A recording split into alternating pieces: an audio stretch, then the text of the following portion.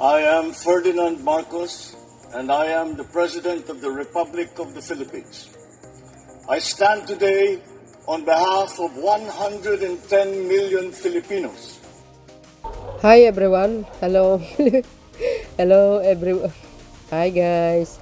Hi everyone. Hello universe. It's me again. Shout out sa inyo mga beswa. Kanina kasi sa House Committee on Justice dito sa impeachment trial laban kay Sara Duterte. Ito si Marcolita mga kamo. Natatawa ako dito. Sabi ko gusto ko i-upload itong single nga. Alam nyo ba ang daming nag-react? Wala pala talagang alam ito, hindi nag-review, hindi kayo naloka. Ay, sus Maria Joseph. Alam niyo kung bakit? Sabi po ni Ramon Tulfo dito, kukunin ko yung mga, yung iba't ibang, opinion ng mga kababayan natin. Siyempre, lalo na po sa mga comment section. Pero ito, mauna si Sir Ramon Tulfo. Natatawa talaga ako. Alam niyo kung bakit? Mamaya ipakita ko sa inyo kung ano yung tinanong niya. At sinagot ngayon ni Congressman Luistro kaya nasupalpal siya. Ika nga natamimi. Sabi dito ni Mr. Ramon Tulfo, guys.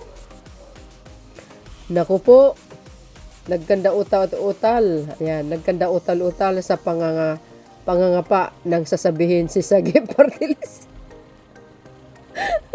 Representative Marcolita sa House Committee on Justice. Ito'y kaugnay sa impeachment proceeding kay BP Sara Duterte. Maliwanag na hindi niya ni-review ang rules na sabing proceedings na nahimik na lang kasi siya. Mas lalo niyang binabao ng kanyang among si Inday. Halatang walang alam at hindi alam yung rules. Kaya tawa ko ng tawa, guys. Para kompleto detalyado, tingnan nyo yung ito kasi yung sinabi.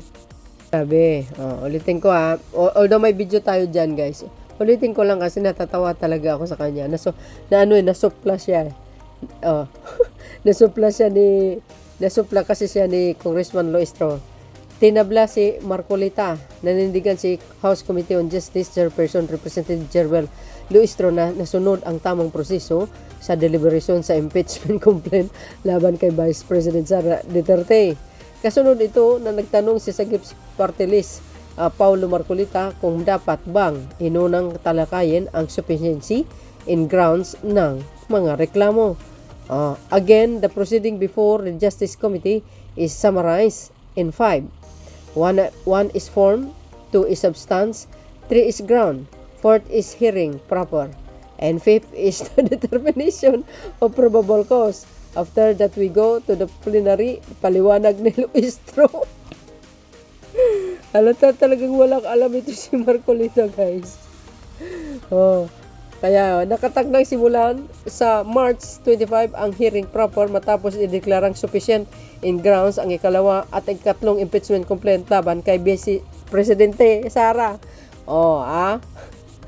Ibig sabihin, idiniklara ng House Committee on Justice yung article of impeachment doon kanina, guys, na nabinasa ni ni Chairperson Congressman Luistro. Idiniklarang sufficient in grounds. Agoy.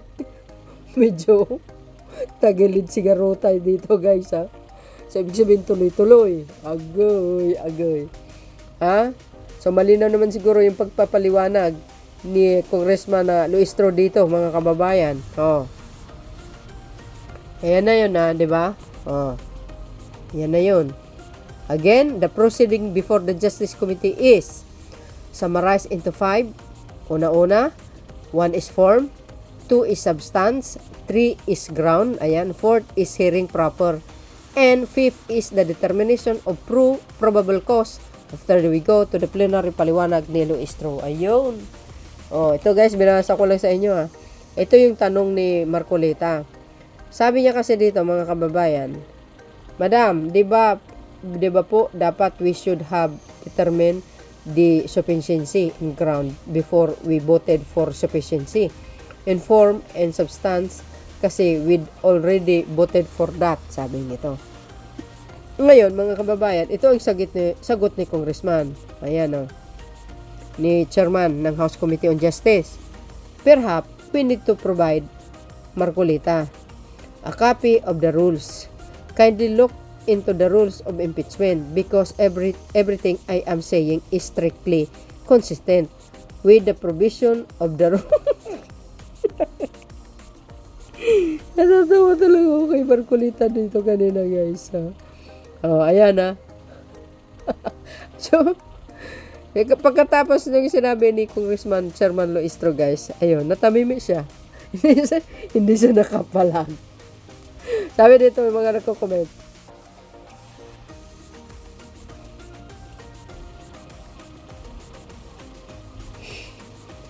sabi ng nagko-comment, guys, hindi ako abogado pero sabi nga ni Ma'am Loistro na sa third step na tayo para sa third and fourth grounds impeachment. Tapos nagtatanong pa rin siya si Marcolita ng tungkol sa sufficiency in grounds. Ayun, pinadalan uli siya ng kopya. Hindi talaga nag-review ng staff, kitang-kita sa kamera. Parang masabi lang ni Marcolita na sa akin naman ang spot ng kamera, ganun. Bati-bati opinion, guys, Hahaha, may rules naman, bakit ayaw basahin bago umatin sa hearing? Sayang pasahod dyan, row 4 din pala, hahaha. Technical fall, Congress fall out of the playing court. Agay. Panic mode na si Inday, malapit nang mabuksan ang bank accounts, malapit na tayo sa exciting part. Malita, tarhita, agay. Atat na si Malita Queen. Ilang malita na tanggap niyan. Yung nag-push ng impeachment pero walang matibay na ebidensya. Isa din ang halang ang utak nito. Hindi alam ang totoo. Ito mga DDS karamihan dito, guys. Bakit matakot kung wala namang kasalanan? Kaya nga dapat nga ipaliwanag niya one-on-one sana. 'Di ba? Kahit paliwanag niya 1 oras, 2 oras, di tapos na sana ang issue. Kung inagapan kasi ni Sara Duterte itong issue na ito laban sa kanya nung 19 Congress, kung ito hinarap niya at pinaliwanag niya sana ng mahinahon, no? Di tapos na sana, hindi na makarating sa impeachment na ito. Kaso lang ang problema kay Sara Duterte, mga babayan, is masyadong mayabang. Ang akala mo siya ang batas, nagmamalaki. Mas feeling presidente ang datingan. Kaya nga pagdating ng panahon, pag maging pangulo nito, delikado ang bansa na ito, mga kababayan. Bakit? Ayan, sa stand niya lang nakikita natin, di ba? Ikaw ba naman? Maganda ang approach sa iyo. Pupunta ka na sa house hearing para dinggin ang iyong impeachment laban siya. Pero wala siyang nagawa Nagtatantrum pa siya doon. Kung ano nung pinagsasabi pa. Dahil dyan na binantaan niya na ang Pangulo. 'Di ba? Alam niyo kung bakit? Si Sara kasi kahit nung yung election 2022, never mo nakita yan nakikipag-debate. Debate ng mga vice president nung panahon na yun. One-on-one. Lahat ng tumatakbo sa pagka-vice ng presidente, nagkakaroon ng debate yan, di ba? Diskasan. Tungkol sa issue ng bansa o ano man ang mga plataforma nila, di ba? Pero si Sara hindi nyo nakikita doon. Palagay ko takot ito magpaliwanag kasi wala naman talaga siyang maipaliwanag dahil walang alam. Di ba? How much more pag naging presidente kasi mayroong presidential debate yan. Ano naman kaya ang magiging itsura niya doon? Wala siyang maisasabi. Parang kulang sa research ito, di ba? Kaya palagay ko si Sara Duterte gusto niya lagi masunod kung anong gusto niya. Hindi naman pwede yun.